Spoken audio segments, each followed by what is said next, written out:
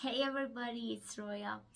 Today I was painting this painting and it was particularly challenging given it was a really dark background with the muscular shape that was too pronounced that I would at least kind of doubt my own judgment of my initial negative shapes, because when you draw it, there's not such a dark shade in the background, so it would make more sense.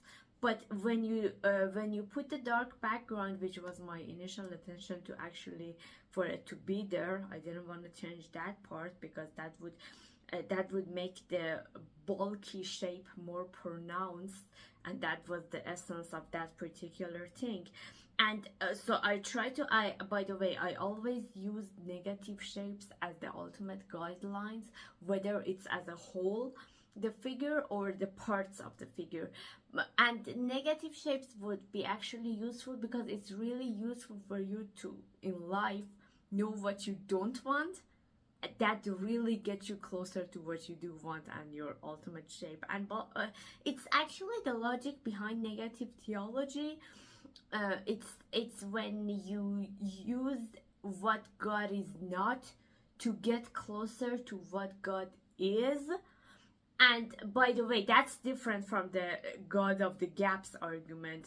And for those who are actually theists, I'm an atheist, I don't have a dog in this fight, but if you're a theist and you use the argument, the God of the gaps argument, to justify your deity, I do think that's kind of condescending to that worship practice, because that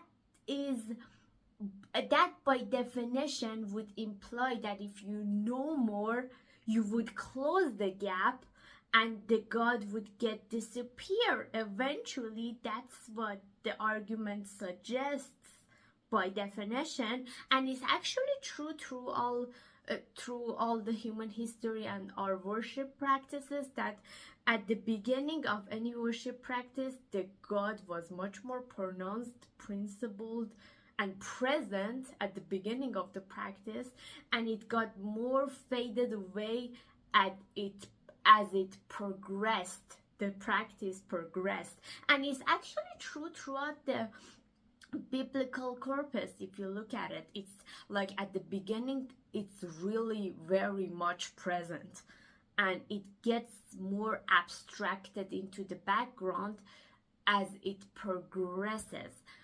But that's, by the way, back to the whole point I'm trying to making here. It's the thing that if you define your negative shapes, that's